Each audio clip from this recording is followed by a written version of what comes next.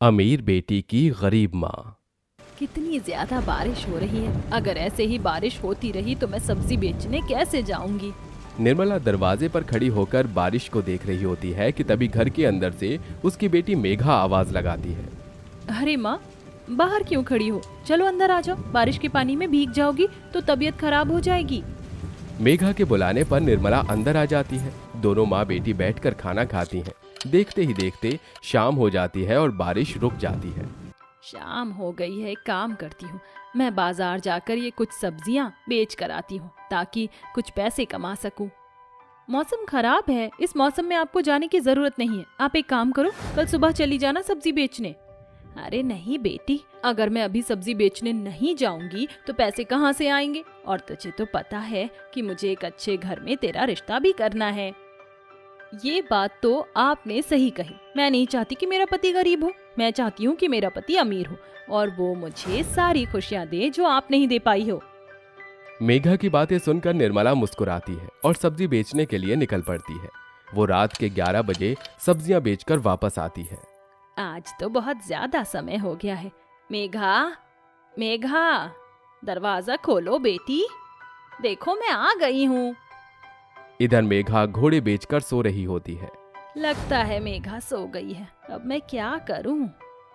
निर्मला कुछ देर तक तो दरवाजा पीटती, लेकिन थोड़ी देर बाद वो थक हार कर दरवाजे के बाहर ही सो जाती है।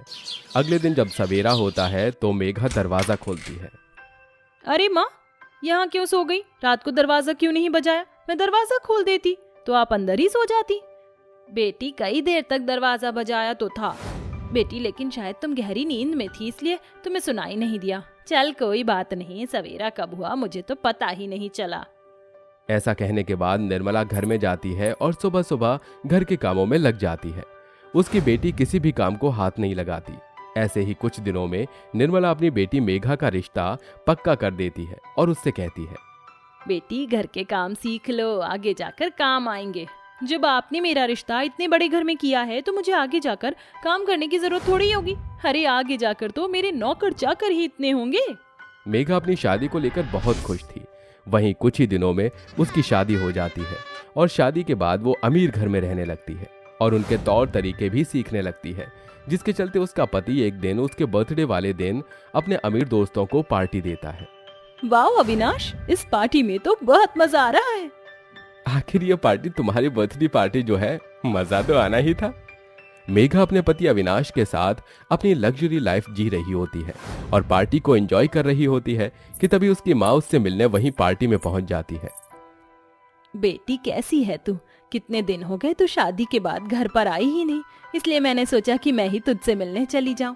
ये ले बिटिया, मैं तेरे लिए खुद अपने हाथों का बना हुआ गाजर का हलवा लेकर आई हूँ। What the hell? Who you are? अरे जरा शक्ल देखिए तुमने अपनी। क्या तुम मेरी माँ कहलाने के लायक भी हो? मुझे देखो, मैं कितनी मॉडर्न हूँ और तुम जैसे फकीरों को फंसाना आता है। ये सुनते ही निर्मला के पैरों तले जमीन खिसक जाती है। अरे बेटी, ये तो कैसी बातें कर रही है? अपनी माँ को नहीं पहचान पा रही है। देख ऐसा मत कर, मैं तेरी माँ हूँ। अब तू मुझे नहीं पहचानेगी तो कौन पहचानेगा? तुम मेरी माँ नहीं हो, मेरी माँ तो केवल एक ही है, वो देखो वहाँ पर है। मेघा अपनी सास रेशमा को अपनी माँ बताती है। ये देख निर्मला के पैरों तले जमीन खिसक जाती है और वो फूट फूट कर रोने लगती है। इतनी सी थी तो जब मैंने तुझे अपनी गोदी में देखा था बेटी, अपनी माँ को ही भूल जाएगी, ये मैंने नहीं सोचा था। तेरे ख्वाब थे एक अमीर परिवार में शादी करने के। मैंने दिन रात मेहनत करके तेरे ख्वाबों को पूरा किया, लेकिन तूने इतनी मेहनत का ये सिला दिया। अगर इंसान जानवरों को पालता है तो इसका मतलब ये नहीं कि वो उनसे अपना रिश्ता जोड़ लेता है। तुम मेरे घर में एक नौकरानी की हैसियत से थी और अब तुम मेरे गले पड़ रही हो।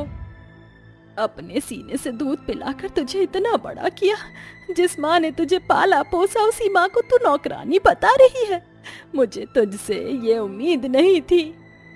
निर्मला ऐसा कहकर रोते हुए वहां से चली जाती है। उसे अपनी बेटी के हर एक कड़वे शब्द का बहुत दुख होता है। मेरी बेटी तो इतनी अमीर हो गई है कि उसे अपनी गरीब माँ याद ही नहीं है। ऊपर वाले ये दिन दिखाने से पहले तो तू मुझे अपने पास ही बुला लेता। निर्मला फूट फूट कर रोती है और सो जाती है। अगले दिन से वो फिर से सब्जी मंडी में सब्जियां बेचती है और अपने गुजारे लायक पैसा कमा लेती है। देखते ही देखते कुछ दिन बीत जाते हैं और एक दिन अचानक से जब वो अपने घर के आंगन में बैठी हुई अनाज सुखा रही होती है, तभी एक बड़ी सी कार में उसकी बेटी मेघा आती है। उसके आगे पीछे कई सारे नौकर होते हैं और हाथों में बहुत सारे शॉपिंग बैग्स। क्यों आई हो तुम यहाँ? चली जाओ यहाँ से, मुझे तुम्हारा चेहरा भी नहीं देखना। अभी तक मुझसे नाराज हो आप? मुझे लगा था कि आपका गुस्सा ठंडा हो जाएगा। मेरा गुस्सा ठंडा हो जाएगा? अरे मुझे किस बात का गुस्सा? मेरी अमीर बेटी को मैं याद ही नहीं तो मुझे इस बात पर गुस्सा क्यों आएगा? अब वह अमीर है तो इसमें मेरा ही कसूर है, क्योंकि मैं गरीब हूँ, उसका मुकाबला नहीं कर सकती। निर्मला के ये कहते ही मेघा फूट फूट कर रोने लगती है और रोते हुए अपनी माँ के पैरों में गिर जाती है। मुझे माफ कर दो माँ, मुझसे बहुत बड़ी गलती हो गई। मैं ऐसा बिल्कुल नहीं चाहती थी, लेकिन मैं मजबूर थी। आपको तो सच्चाई भी नहीं पता। कैसी सच्चाई? और किस सच्चाई की बात कर रही है तू? सच्चाई तो उस ही समय सामने आ गई थी जब तूने अपनी माँ को उन अमीरों के सामने पहचानने से भी इनकार कर दिया था। नहीं माँ, वो मेरी मजबूरी थी। वो पार्टी कोई मामूली पार्टी नहीं थी, बल्कि एक बिजनेस की अथॉरिटी थी। उस पार्टी के चलते मेरे पति को कई सारा पैसा मिलने वाला था, और आपको पता है मैं उस घर में खुशी से नहीं बल्कि बहुत दुख के साथ रह रही हूँ। उस घर में मेरी हैसियत एक नौकरानी से कम नहीं है। ये तो क्या बात कर रही है मेरी बेटी? सच बता रही हूँ माँ, शादी के पहले दिन से ही उन लोगों ने मुझे उस घर की नौकरानी से ज्यादा नहीं समझा, क्योंकि मैं गरीब माँ की बेटी हूँ। आपकी नजरों में मैं एक अमीर बेटी होंगी, लेकिन मुझ जैसा गरीब इंसान इस दुनिया में कोई नहीं है। ये शादी तो केवल इसलिए हुई थी क्योंकि उन्हें लोगों का अटेंशन चाहिए था। ऐसी बात है बेटी, तो तुझे कहीं जाने की जरूरत नहीं है। तू आज से मेरे साथ ही रहेगी। निर्मला ऐसा कहकर अपनी बेटी को गले से लगा लेती है, जिसके बाद उसकी बेटी मेघा सब कुछ छोड़कर अपनी माँ के साथ रहने लगती है। लेकिन इसी दौरान उसके पति का बिजनेस में बहुत बड़ा लॉस हो जाता है और वो सड़क पर आ जाता है। वहीं दूसरी तरफ उसे अपनी गलती का पछतावा भी होता है, जिसके चलते वो मेघा के पास आकर उससे माफी मांगता है। माफ कर दो मेघा, तुम्हारे जाने के बाद मैं बर्बाद हो गया। तुम वापस से मेरी जिंदगी में आ जाओ, सब कुछ ठीक हो जाएगा और अब तुम्हें वो सब इज्जत मिलेगी जो तुम डिजर्व करती हो। निर्मला के कहने पर मेघा अपने पति को माफ कर देती है, जिसके बाद वो अपने पति के साथ चली जाती है।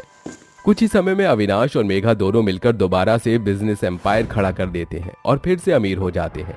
वहीं दूसरी तरफ मेघा अपनी माँ का भी अच्छे से ख्याल रखती है और उनकी जिंदगी भी बदल देती है और अपने जीवन में सभी के साथ खुशी खुशी रहने लगती है। अमला अपनी 2 बहुओं और बेटों के साथ रहती थी। उसकी एक बहू काली थी तो दूसरी बहू एकदम गोरी। दोनों बहुओं के रूप में जिस तरह जमीन और आसमान का अंतर था, ठीक उसी तरह से दोनों की आदत में भी था। अरे जेठानी जी, आप क्या कर रही हो? दिखता नहीं है क्या? मैं मेरे नाखून बना रही हूँ। हमेशा मेरे सर पर आकर तुम यही सवाल क्यों करती हो? तभी उन दोनों की सास अमला आ गई। क्या हुआ मेरी गोरी बहू? देखिए ना मम्मी जी, ये मीरा मुझे आकर परेशान कर रही है। अरे ये तो है ही मनहूस, इधर से उधर इसे सबको परेशान करने के सिवा और आता ही क्या है। बेचारी मीरा को अमला ने बिना बात ही इतनी सारी बातें सुना दी। ना जाने माँ और भाभी जी मुझसे क्यों चिढ़ती हैं। अरे अगर काले रंग से इन्हें इतनी ही चिढ़न थी तो सासू माँ मुझे अपनी बहू बनाकर ही क्यों लाई थी। लेकिन मैं उन्हें ये एहसास करा कर रहूंगी कि काले रंग वाले भी बहुत दिल वाले होते हैं। आज तो मैं सारी माँ की पसंद की चीजें बनाऊंगी और उनका दिल जीत लूंगी। मीरा अपनी सास के लिए खाना बनाने लग गई। कुछ ही देर में उसने काफी सारे पकवान बनाकर तैयार कर दिए। ओहो, तो अब ये काली कलूटी सासू माँ को खुश करने के लिए पकवान बना रही है। फिक्र मत करो, मैं तुम्हें कभी भी माँ का दिल नहीं जीतने दूंगी। दीपशिखा ने भी फोन मिलाया और ऑनलाइन खाना बुक कर दिया। कुछ ही देर बाद मीरा का खाना तैयार हो गया और वो उसे एक थाली में सजाकर अपनी सास के पास ले गई। लीजिए सासू माँ। मीरा ने खाने की टेबल पर रख दिया। ये भी कोई खाना है भला? अरे ऐसा खाना तो कोई गली के कुत्तों को भी ना खिलाएगा। जरा पनीर की हालत देख, बिल्कुल सब्जी में घुल गया है। और ये खीर है, अरे इससे अच्छी खीर तो स्कूल का बच्चा बना लेगा। ये खीर कम पानी ज्यादा लग रही है। अमला खाना खाते हुए उसकी बुराई कर रही थी कि तभी उसकी गोरी बहू दीपशिखा थाली में खाना सजा कर लाई। माँ जी, आप भी किसके हाथों का खाना खा रही हो? आप ये खाना खाओ और बताओ कि कैसा लगा। 1 मिनट भाभी, किचन में तो इतनी देर से मैं खाना बना रही थी, तो आपने ये खाना कब बनाया? Oh just shut up. तुम जैसे गरीब परिवारों के काले पीले लोगों को कुछ भी समझ नहीं आएगा, इसलिए बेहतर होगा कि तुम मुझसे कुछ भी ना पूछो। अरे बहू, ये तू किससे बहस में लग गई? ला जल्दी से तू मुझे अपना खाना दे। अमला ये अच्छे से जानती थी कि वो खाना बाहर से मंगवाया हुआ है, लेकिन फिर भी उसने अपनी गोरी बहू का खाना खाकर बहुत तारीफें की और मीरा के बनाए खाने को एक तरफ कर दिया। मीरा दुखी होकर रसोई में आ गई। मैं अच्छे से जानती हूँ कि वो खाना जेठानी जी ने नहीं बनाया है, लेकिन फिर भी माँ हमेशा उनकी ही क्यों तरफदारी करती है। मैं चाहे जो कर लूँ, उन्हें कभी भी मेरा बनाया हुआ खाना पसंद क्यों नहीं आता है? शायद ये सारी मेरे रंग की ही खता है। पता नहीं ये दुनिया काले गोरे में भेद करना कब छोड़ेगी। मीरा को अपनी सास की इन बातों का सामना रोज ही करना पड़ता था, लेकिन वो हर रोज ये कोशिश करती थी कि वो किसी तरह अपनी सास का दिल जीत ले। इसी तरह से दिन बीतते जा रहे थे। एक दिन बहू, ओ बहू। अमला की बात सुनकर वहां मीरा आ गई। जी माँ। अरे जब भी चांद को देखना चाहती हूँ मैं तो दाग पहले आ जाता है। अरे कल्लो, मैं तुझे नहीं बुला रही हूँ, बहू को भेज, बहू को। तभी वहां दीप शिखा भी आ गई। जी माँ, आपने मुझे बुलाया? हाँ बहू, आज मैं तेरे हाथ का बना खाना खाना चाहती हूँ। तभी मीरा बोल पड़ी। पर माँ, मैंने आपके लिए। चुप कर, दिखता नहीं सास बहू आपस में बात कर रही है। अमला ने यूं ही मीरा को चुप करा दिया। मम्मी जी, अगर आपका बढ़िया खाना खाने का मन है तो मैं अभी ऑनलाइन खाना मंगा देती हूँ। अरे नहीं, मुझे तेरे हाथों का बना हुआ खाना खाना है। मुझे खाना वाना बनाना नहीं आता है, मैं तो बस 2 मिनट में बनने वाली मैगी बना सकती हूँ। तू अपने हाथों से बनाकर वही दे दे। अरे लगता है कि ये बुढ़िया आज मुझसे खाना बनवा कर ही मानेगी। चलो कोई नहीं। दीप शिखा अपनी सास के लिए बेदिली से खाना बनाने चली गई। बेचारी मीरा ने अपनी सास को खुश करने के लिए 7 चीजें बना रखी थी, लेकिन अब वो उन सब का क्या करती? मीरा बहुत उदास थी। ओहो, इस बुढ़िया के लिए मुझे मैगी बनानी पड़ेगी। पता नहीं मैं ये सब क्यों कर रही हूँ। दीप शिखा ऐसे ही बड़बड़ाते हुए मैगी बना रही थी कि तभी वहां पर मीरा आ गई। आपको माँ जी के बारे में ऐसा नहीं बोलना चाहिए जेठानी जी। ओहो, आ गई सच्चाई की काली पड़ी मूरत। जो भी हो जेठानी जी, आपको तो खुश होना चाहिए कि माँ आपके हाथ से बनी मैगी भी खाने को तैयार है। और एक यहाँ मैं हूँ जिसने आज 7 पकवान बनाए थे। लेकिन मीरा की बात पूरी भी नहीं हुई थी जो दीप शिखा ठहाके मारकर जोर जोर से हंसने लगी। क्या हुआ? अरे देखो तो जरा, तुम्हारे हाथों के बने 7 पकवान मेरी मैगी के आगे बेकार है। मुझे तो हंसी आ रही है। जो भी हो, एक दिन मम्मी जी मेरे हाथों का बना खाना भी खुशी से खाएंगी। मुझे यकीन है कि वो एक ना एक दिन तो मुझे भी अपनी बहू के रूप में अपना ही लेंगी। वैसे इस मामले में तुम लकी हो कि वो बुढ़िया ज्यादा तुम पर नहीं लटकती है, वरना मेरा तो जीना मुश्किल कर रखा है। दीप शिखा ऐसा बोल ही रही थी कि तभी उसकी मैगी जल गई। अरे रे रे, ये क्या हो गया? अब उस बुड्ढी को मैं क्या खिलाऊंगी? जब कोई इंसान खाना बेदिली से बनाता है तो वो बिगड़ ही जाता है, क्योंकि खाना सिर्फ खाना नहीं, अपनों के लिए मोहब्बत को बयां करने का एक जरिया होता है। और जहां मोहब्बत ना हो वहां खाना कभी स्वादिष्ट बन ही नहीं सकता। अमला ने ये बात किचन में आते हुए बोली। मम्मी जी, आप यहाँ कब से थी? जब से तूने मैगी बनानी शुरू की थी बहू, मैंने तेरी सारी बातें सुन ली।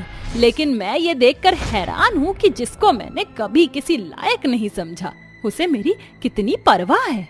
और जिसे मैंने अपनी बेटी से भी बढ़कर माना, वही मेरे लिए ऐसा सोचती है। वो मम्मी, बस चुप, मुझे कुछ भी नहीं सुनना है। मीरा बहू, मुझे माफ कर दे मेरी बच्ची, मैंने कभी भी तेरे साथ अच्छा सुलूक नहीं किया। माँ, आप ऐसे माफी मत मांगो, मुझे शर्म आ रही है। आप मेरी माँ हो और माँ कभी माफी नहीं मांगती। तू कितनी अच्छी है मीरा, तेरे दिल बेइंतहा साफ है। मुझे मेरी गलतियों के लिए माफ कर दे और मैं तेरे हाथों का बना खाना खाना चाहती हूँ। अपनी सास की बात सुनकर मीरा को बहुत खुशी हुई और उसने अपने 7 भोग को अच्छे से थाली में सजाकर अपनी सास के आगे रख दिया। वाह, इसे कहते हैं खाना। मैं तो फैन हो गई। अमला के मुंह से मीरा की इतनी तारीफें सुनकर दीप शिखा को भी उसकी गलती का एहसास हो गया और उसने भी मीरा और अमला से माफी मांगी। बहू, अमीरी ने मुझे भी अंधा कर रखा था, लेकिन जब जागो तभी सवेरा। तू अब ज्यादा मत सोच। माँ ने सही कहा भाभी। अब दोनों देवरानी जेठानी बहुत मिलजुल कर रहती थीं और अब सब कुछ ठीक हो चुका था।